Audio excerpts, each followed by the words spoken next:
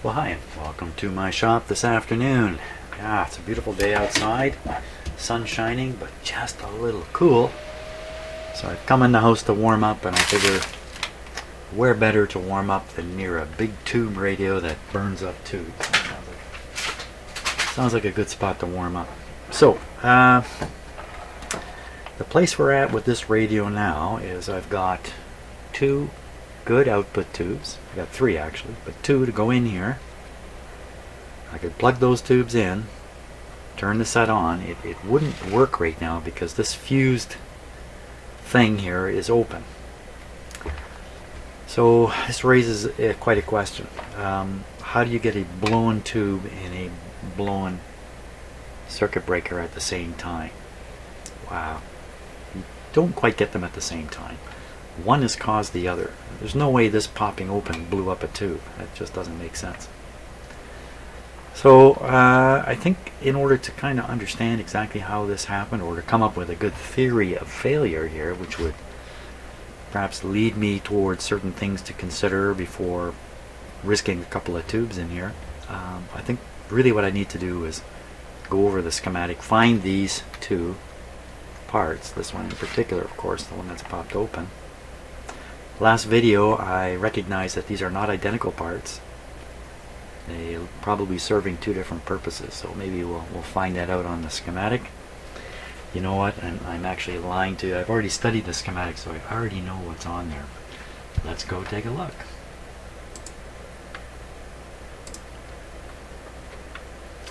When I say I studied the schematic, I've studied it for a long time. One of the problems is, guess what, this is all German. Incidentally, that's the radio right there, the 3004. That's the one we're working on right there, but the very same chassis appears in all these radios. Okay, here's the schematic, typical of a German radio schematic. Here's some information. How's your German? Can you read that? Lots and lots of information here. Beautiful diagrams, carefully done explanations here, all kinds of stuff. All in German. And my German, well, my German's pretty bad, really. As in, doesn't exist. But this diagram should speak to all of us here. Some of the symbology in here is a little different. It's like a level up from North American and radio schematics and stuff like that. There's really packed with information in here. Again, a lot of it is in German, but a lot of it is just numbers.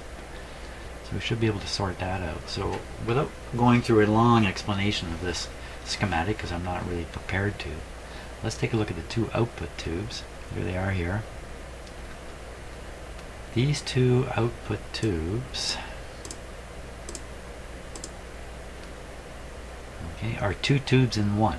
There's a tube and a tube, tube and a tube. Sure enough, they're being used in a push-pull type configuration. You can see the plate of this half goes into this end of the output transformer. The plate of this half goes into this end. And out on the secondary comes the power that's going to drive all the speakers out here. So it's a push-pull arrangement. That means somewhere there's an inverter, either this one or maybe this one, I'm not sure. Somewhere the signal's being inverted to go into the other half of the push-pull. I won't go into push-pull stuff, but that's the situation here anyway. Let's pretend this is the tube that blew up. Now, when I did the post-mortem on the tube, there looked like evidence of a power short in the tube right from the filament, if I remember right. The filament to somewhere, something to somewhere. The key thing is there was evidence of a power short. That's a short circuit with oomph behind it. And that short circuit would almost certainly explain the open fusible link or whatever it's called on the radio. Let's find those. Now, I spent a fair bit of time studying the schematic around the output transformer here, because those parts are mounted on the output transformer, I figured they would be right in this area on the schematic. That didn't work. I couldn't find anything here. One is 100 ohms, the other one was 1,000 ohms, and I've gone through all these parts. So then I thought, okay, well, maybe I should think about it differently. If I were a fuse in this radio, where would I want to be? I would want to be in the output of the high voltage power supply. So here's the high voltage power supply right here. Here's the output. Come on, what does it say there? 285 volts, I think it says. 120 milliamps. It flows up, and bingo, there's a 100 ohm thing here, and it's a bit of an unusual look. Let's zoom in a little more here. But clearly that's a 100 ohm S 5 watt. I think that says 5 watts. Okay, and if we go up a little further, it's not long before you can spot another one, 1,000 ohms. So that's the two of them, because one is 100, the one that popped open is the 100. This one hung in, but it looked like it was getting warm. But it hung in. I mean, maybe these things always get warm. Okay, they're rated at 5 watts. So this one's always carrying something like 120 milliamps through here. And it's not too, that's 0.12 amps. That's a pretty heavy current, so I wouldn't be surprised if these things always warm up. Whereas this one's 1,000, this one's 100. The current is splitting here. We don't really know what's going on. But we follow up this way. No surprise. Let me just lower this a bit. No surprise, it ties to the center tap on the output transformer. So that's how the high voltage gets through here, reaches the plates, drives the tubes. The alternating signal coming through here drives the secondary. Same thing up here. So what this means, if this popped open, then there must have been a sufficient fault through here, coming down this line or down this line. So if we go this way, and we say, wow, enough current flowed in this circuit to pop this one open at 100 ohms, but that same current didn't pop this one open at 1,000 ohms, really hard to believe. So I think we can be pretty sure that the fault current was flowing on this line, which of course is coming back through the transformers to the tube. So I think it's a pretty good, still an assumption at this point, that what popped this open is the failure in the tube. Now I'm pretending it's this tube up here. The failure in this tube, which one way or another jammed a huge current through this thing. If this had popped open simply from too much current before the tube blew up, I can't imagine that there would be any propensity for the tube to explode after this is open. So this has to be a result of this. And like I said, seeing that power short in here really kind of tells the whole story. Okay, so let's go on that assumption. This tube failed, and that popped the protection open. Good thing, you know, or these output transformers, this one anyway, might have been at risk. You don't want to destroy these transformers, or pretty much you're done with the radio. So good thing. Again, once again, a European radio design. The engineers must have been drinking a ton of coffee. Maybe they were smoking something funny too while they were doing this, but they really go to town with designing these things. Way beyond what goes on with North American radios of the same vintage. I hope I'm not being unfair to North American radios. Okay, now, the next question is, how come this tube failed? So could something else have led to the failure of this tube? And if the answer were to be yes, then simply replacing this tube will simply set up the whole scenario again. What could have happened here?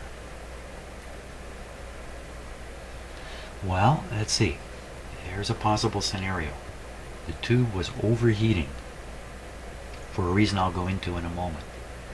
It overheated to the point where the elements in the tube were no longer mechanically sound and began to droop or bend or sag or something, and that generated the short, which caused an explosion inside the tube, blew the top off. There's a problem with that theory. Blew the top off, popped this breaker open down here, this fuse thing open down here. The problem with that is the nature of the way the glass shell broke on this. To me, as a guess, just before the glass shell fractured completely, I think if we looked in, we would have seen this tube glowing really hot. Really hot. And that really, it was the temperature difference between the shell of the glass around the hot parts of the tube versus the base, which is being cooled by virtue of being plugged into a heat sink, basically, plugged into the radiator. My theory is the heat difference cracked the base of the tube. That means this tube was running hot for a period of time.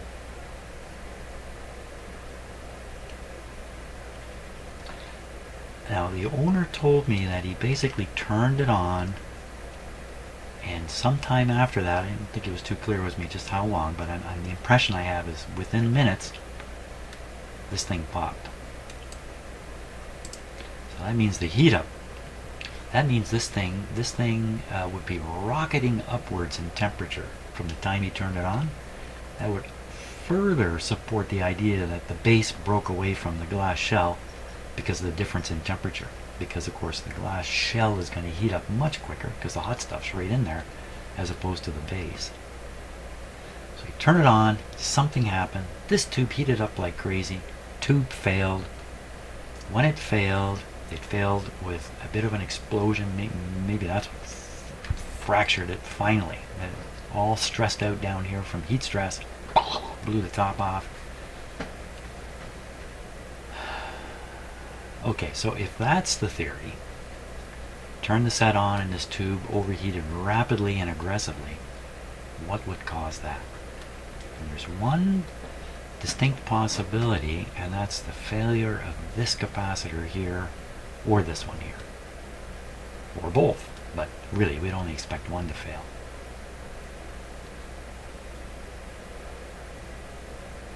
So the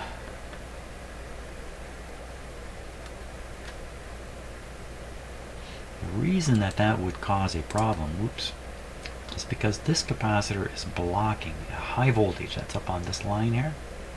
It's blocking it from getting to the grid. If you let the high voltage get to the grid, and this doesn't even have to be shorted. Let's say this guy's leaky. So you're leaking some electrons, you're building up a potential over here. Eventually, this grid will become less negative than it needs to be, or even positive. Where's the grid bias coming from here?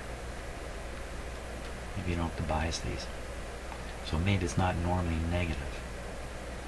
So it's a kind of a self-biasing arrangement here, maybe. In any case, this grid is going to be pushed away from the potential it's designed to run at and made more and more positive. Maybe less negative, or maybe all the way into the positive zone. It gets positive, grid will draw current.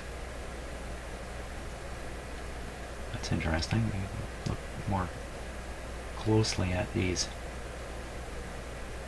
resistors here. But with the positive grid, you get a heavy current through here. Far heavier than intended. With a lot of radios, this capacitor leaks a little bit, this goes a little bit positive, the tube gets a little bit hotter, and eventually fails. Nobody really realizes why it's failed necessarily. You stick a new tube in there, even though the grid is running incorrectly, it's probably going to operate, and it may even sound okay. There may be sound problems when you run these grids incorrectly, but it may not be all that noticeable. stick another tube in and carry on. But if this thing's getting too positive, I guess what I'm getting at, what I'm trying to think my way through is, well, how fast can you heat a tube up to the point where within a minute it's going off like a rocket? Well, maybe. It doesn't really matter. My theory brings our focus onto this and this. And of course, there's actually 4 of them here. I mean, whatever's true of this is probably true of this. So if these capacitors are failing now, they're probably failing all the way, all 4 of them here. And another reason why these capacitors might fail is they're under pressure. So they've got some hundreds of volts here. I know, it's a fair bit. 275 volts stuck across them. And there is nothing else. But like a lot of capacitors could be leaky in here, and it doesn't matter. In some cases it doesn't matter at all, but right here it's really critical. A slight leak in one of these capacitors, a little bit of electrons getting through, next thing you know, you got a problem on the grid here. Now, a couple of approaches to this. Well, we can check these capacitors for short circuit. That's number one.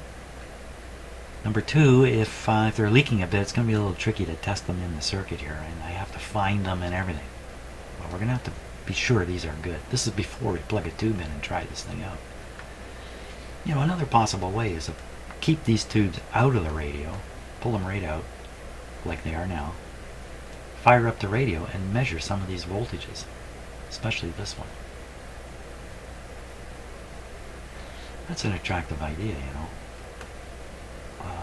Is there a problem with doing that? How could that present a problem? We'd have no output load out here. Hey, why just measure the resistance back? I'll leave the set off. So like in this case, I would either try to do it directly, or I can do it through the tube socket. See, I can do it through the tube socket right now. Pin 2, and where's the grid connection down here? Oh, here we are, here. Pin 2 and 6, 2 and 6. 2 and 6 read to the chassis. Should give you something like 680 plus 50, 710. Something like 710. 710,000 ohms. Okay, let's go look.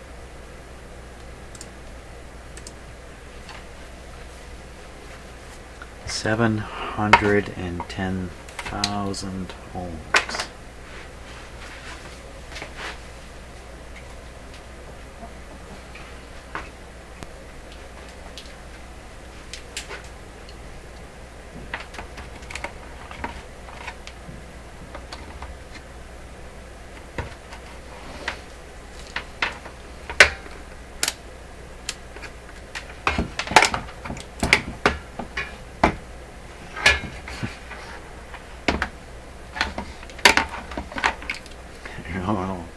I don't know if that's going to stay there.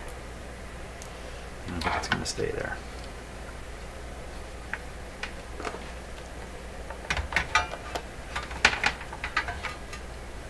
There we are. Okay, looking from the top, we count backwards. That would be 2 right there.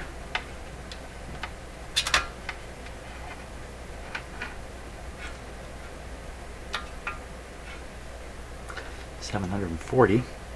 What did I say? It was 2 and 6. So that's good on that one. Let's do 2 on the other one. 2 on the other one. A little bit different. Oh heavens, you can't see that. Here we go. And now 6. 1, 2, 3, 4, 5, 6. There we go. That's good. This is the blowed one here.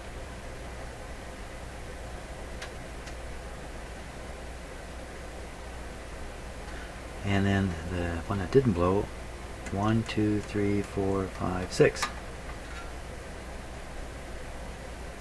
790 there, 780 there,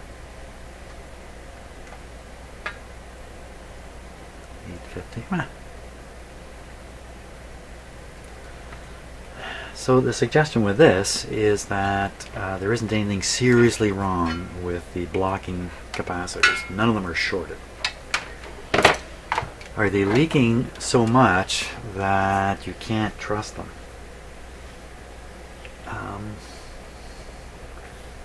And what's going through my head again is charge them up, and you know what I can probably do here? I can raise the B plus using my own shop power supply. I can raise it up, and then I take a look at basically what's the drain on it right away. And then I can look for the voltage. I can actually look here and see if the plate voltage is leaking into the grid. You know, that sounds like a really good idea. Now you know this open one is right in line from the power supply. Which one is that? I bet you it's this terminal. So I'm looking now for the, what terminal am I going to pump in the high voltage that I'm going to be using here. I think a little bit of schematic looking might help with that.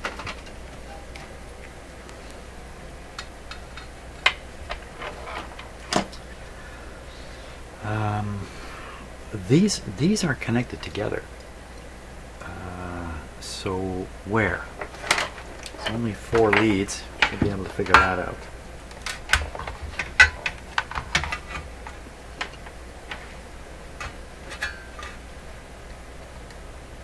First of all,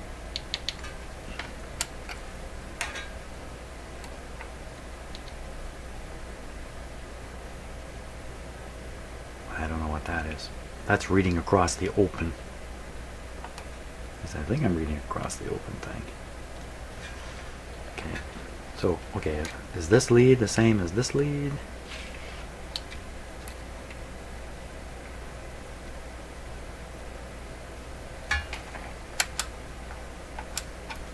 Should be seeing a 0 here when we hit the mark. Let's try this and this. This and this. Oh, what was that? 0.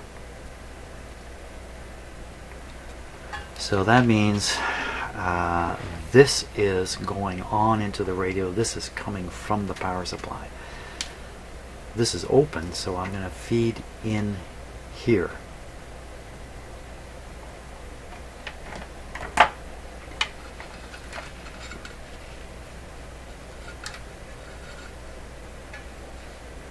It's all one. And go right on this connector. And then against what? I guess against the chassis. So,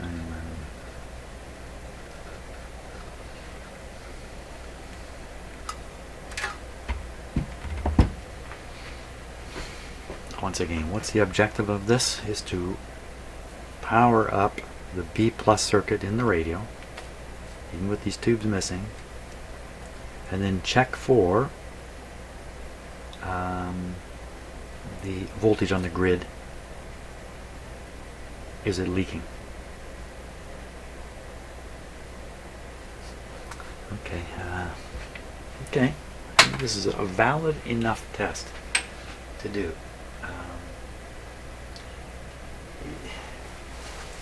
If you had a meter that was sensitive enough, a meter that drew no current. There was one in my physics lab in high school or college, I remember. A voltmeter that drew no current whatsoever.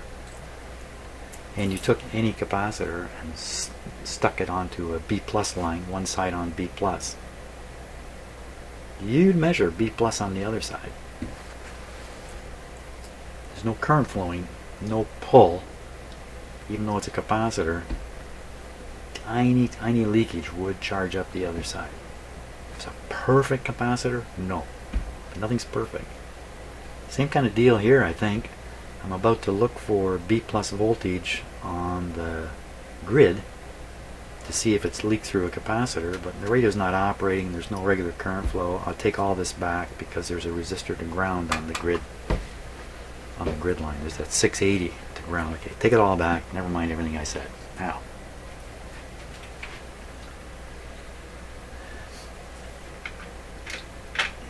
just get a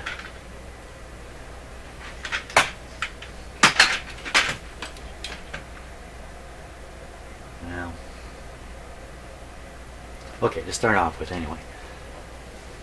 So there should be very little current draw in here. This meter should really not move. It may pop up a bit as I charge things up. Here we go. Watching this one first. Yeah, it's just going as charge goes into different things. So we got about 50 volts on there. Let's take it up a little higher because this is supposed to be able to withstand quite a bit. So we got about 125 volts in the set. No apparent leakage of current. And we're going to go looking for some of that voltage. I've never done anything quite like this before, so let's see what happens.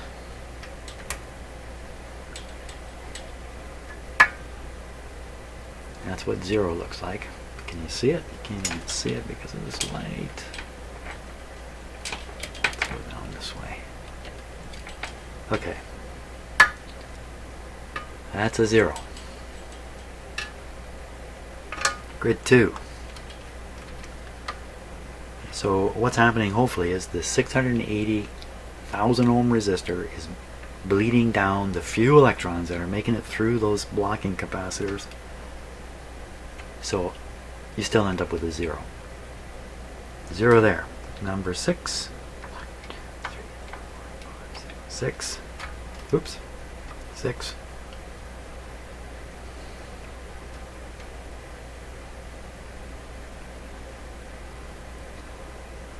Looks like a 0 to me. Okay, let's go over and do this other tube. 2. And 6. This is a fairly convincing test to me that the grid potentials are not being knocked off by a leaking, blocking capacitor.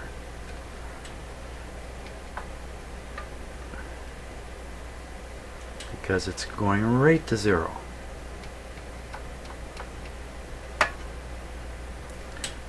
Plate on these, on these tubes,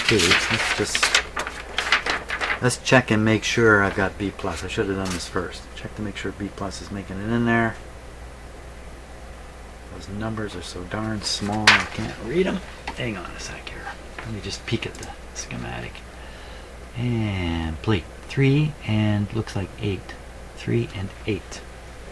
3 and 8. So 3 and 8 should show us the whole B plus. Pretty much the whole B plus. 1, 2, 3.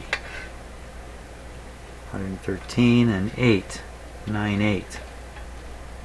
113, 3. 113 and 8. 113. And then there's a couple other grids in here. I need more hands, magnifying glass, whole shot. Let's see, 1 and 9. So 1 and 9 are the screens, which should have some voltage on them too. 1. And did I say 9? 1 and 9. 1 and 9. So this suggests to me that everything's pretty good. I basically energized the entire high voltage part of the radio and the current leakage on my supply meter is, well, 0 on this meter. And that's a really good sign. Another good sign is there's no funny sounds, there's no smoke, no buzzing, nothing crazy happening. Well, I'm really close to plugging these tubes in and seeing what happens. I guess the next thing to think about is if I'm on my way to a disaster, how can I recognize it before it's too late?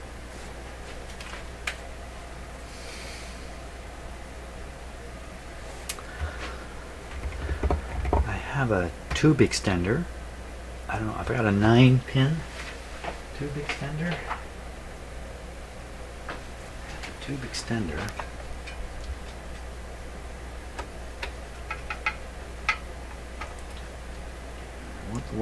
What this does is it brings test points up. So you can put your meter on it and test the tube you got plugged in. The thing is, this heat shield is going to stop that from happening. So I take off the heat shield.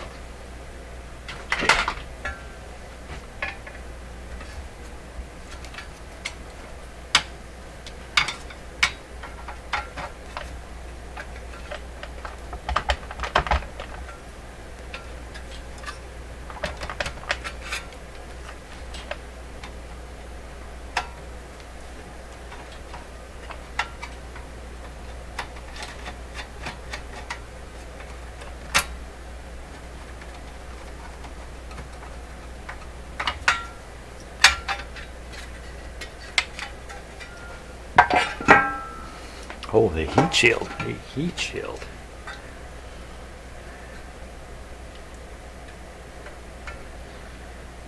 Not terribly revealing.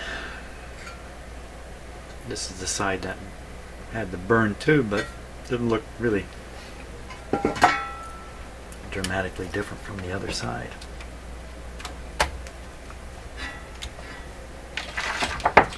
So what we can do is we can put this in here. Take our maybe number 2 and 3 are 2 new tubes.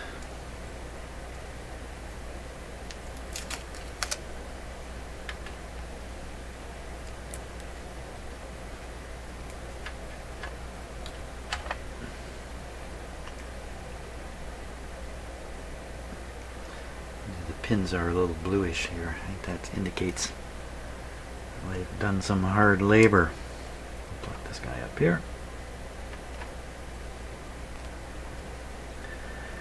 So now I can test against these points. Like for instance, the 2 was 2 and 6, wasn't it, for the grids? Turn the set on. 2 and 6, 2 and 6. You can also check for B plus potential. That was 9 and 1.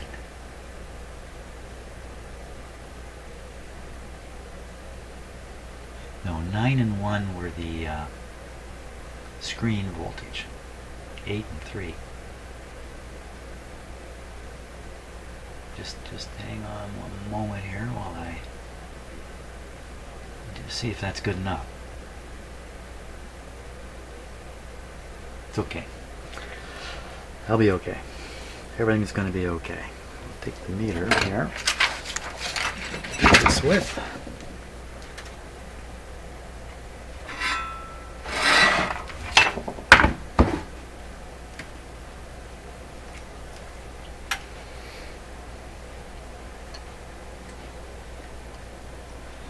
Clip the ground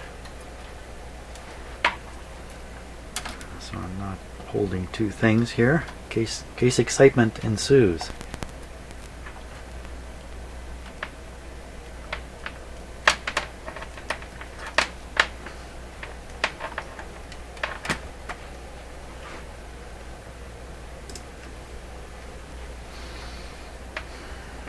Put that on 200. We're gonna bring the radio on with the greatest restriction I can put up here, which is which is what we've got. I've got a 40 watt light bulb here.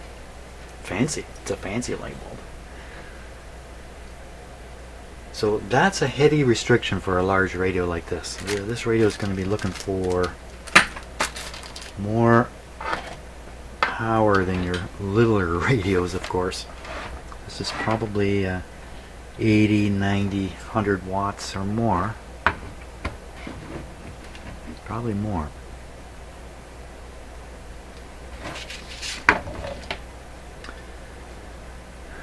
Turn it on. And what is the first thing I need to look at? The first thing I'm going to need to look at.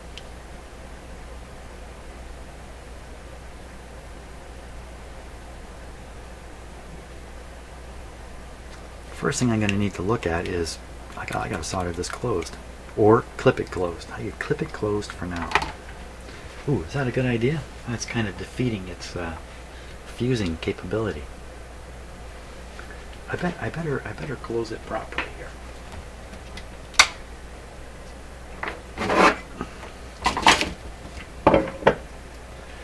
So that this thing can operate again. You know, this one appears as if somebody has resoldered this one. That's what it looks like. Don't know.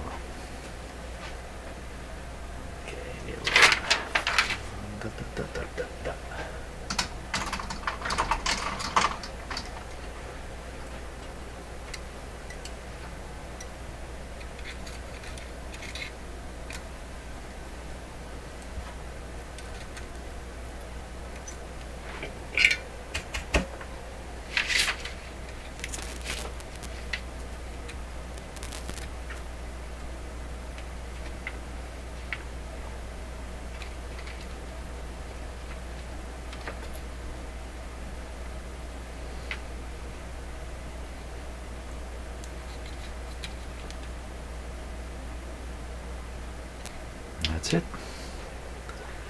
It's back together. Fuses are not as simple as most people would tend to think. Take a 15 amp fuse and stick it in your fuse box, if you still have that kind of thing, and I think you'll never get more than 15 amps through that fuse, but that's not true at all. You could put 1,000 amps through that fuse, just not for very long. Okay, so, and the reason I'm bringing that up is that these things appear to be designed so that they're not really intended to fail under a huge rush of current, although they probably would pop open. I think they're really trying to detect where the current has gone just a little too high. I think that's what these are really trying to do. And then they get hot enough to melt that. That'd be smoking hot, wouldn't it? I'll take this off. I don't want this on here anymore. Take this off. This was still on. Okay, so we're going to be using the radio's own. So I think what I should look for is B+, when we first turn it on. And B+ would appear on 1, 9, 8, and 3. So we're going to look at 8. Ah, it's already there. That's got to be leftovers. That's leftover from the charging I did earlier. Hey, that's another really good sign. I mean, the fact that that voltage is still sitting there, that's really reassuring. We expect this to reach potentially 275. So let's go up onto the 1000 volt scale here. Well, I'm all ready to go, but I got no way to plug it in here. Hang on.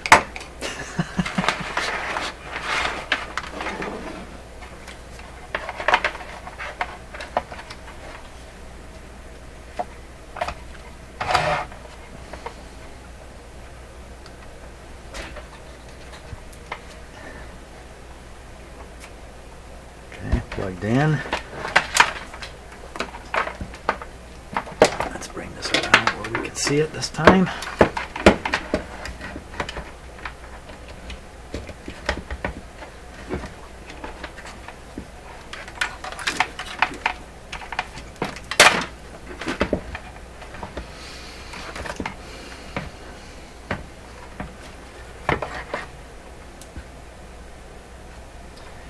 Meter in hand. 9, 8, 1, 6. Which one's 6? 7, 6. 9, 8, 7, 6, 1.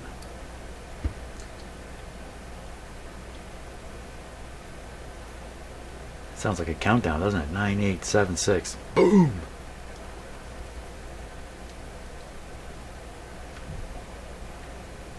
Didn't even get to 1 before the boom came out.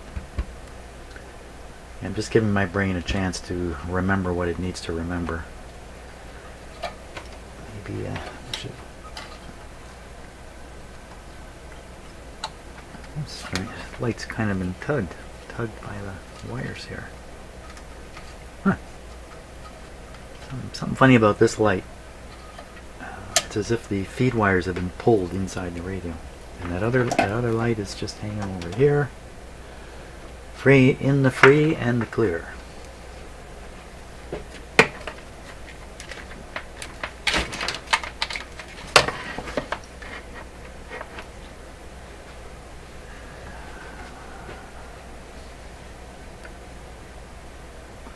Is the set switched on? And what is it switched to? It's switched to broadcast band. Volume's turned down. That's about all we need to worry about. I'm not expecting, well, how can there be any sound? I don't have any speakers plugged in. Is that a good thing to do or a bad thing to do? Run this without speakers. For the sake of this test, for a few moments, with no signal going through it, I think we're okay. More famous last words. Now I'm quite nervous. Okay, don't be nervous. Hit the power. The diodes this is a diode rectified high voltage, so it's going to produce high voltage almost immediately. So we should see it really quick if we're going to see it. So I can actually flip it on and flip it off if I want it. That would be enough. Here we go. This time I'm going to flip it on. When I flip it off, I'm not going to flip it really on like I did once before. Here we go. I see nothing. Nothing here. Oh, for crying. Well.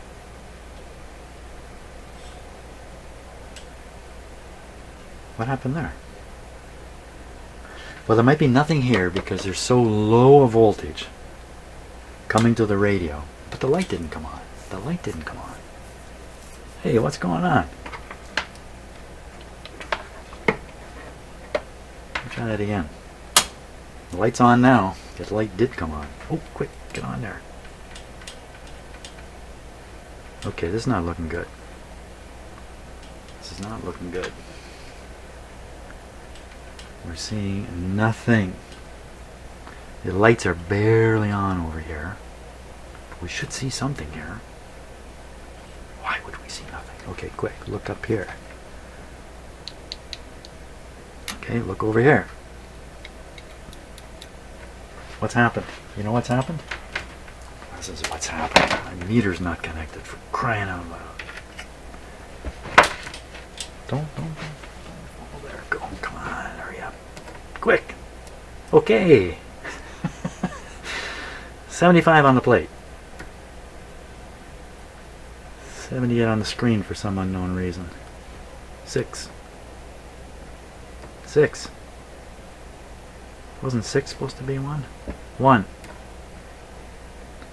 And wasn't it 3? And 6. 9, 8, 7, 6. Hey, what's going on with 6? Have I not got that right? Excuse me while I peek at the schematic here. 8, 3, 1, and 9. No, 6 is a grid. 8, 3, 1, and 9. 8. Okay, 3, 1, 9, 8. It's all there. Now the grids, again, are 6 and 2. 6 and 2. Here's 2. Make the meter really sensitive. Here's 2.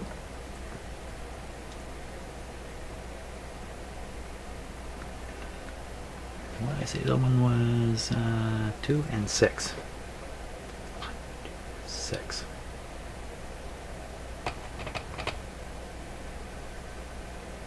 So what we're going to do now is we're going to, what was that? What the heck was that? What was that?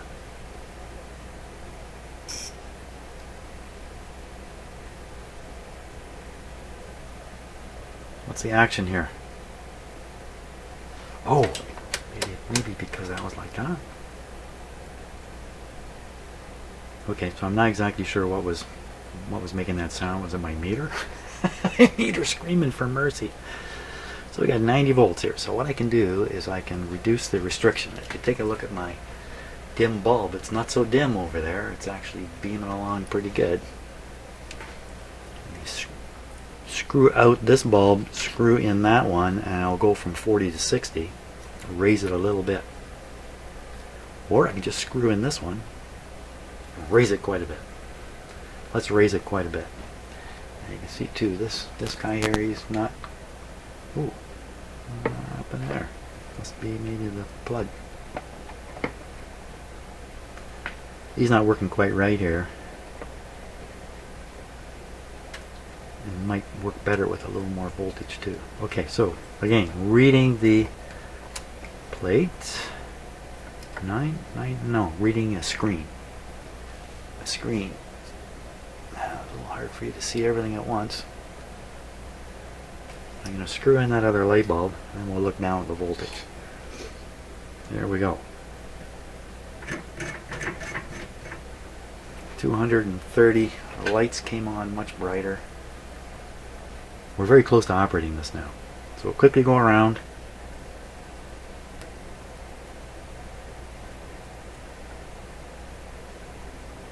Okay, I don't know why it's dropping. It's probably not important. 172, 180, 70. 2 is a grid. 3.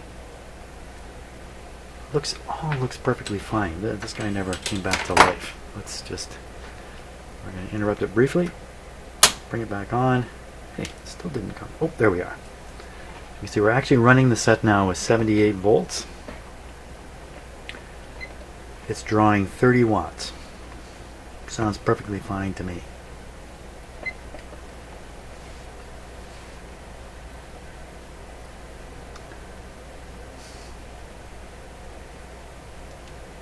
Looks like the whole problem with this radio is a tube failure. Now, how hot are these tubes? They appear to be exactly the same heating. Looking inside them, I don't see any reason to think this thing is overheating. Now I'm going to check it with this. The moment I squeeze the trigger and the beep comes out, if my cat is in the house, he's going to be in the shop here.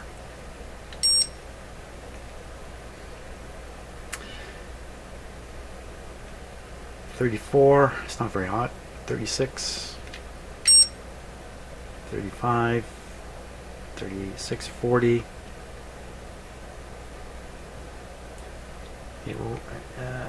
37, 34.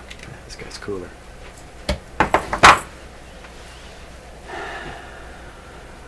It's been running for a while. Okay, so I'm going to cut the power, bring a couple speakers in here, plug them in, see if anything comes out.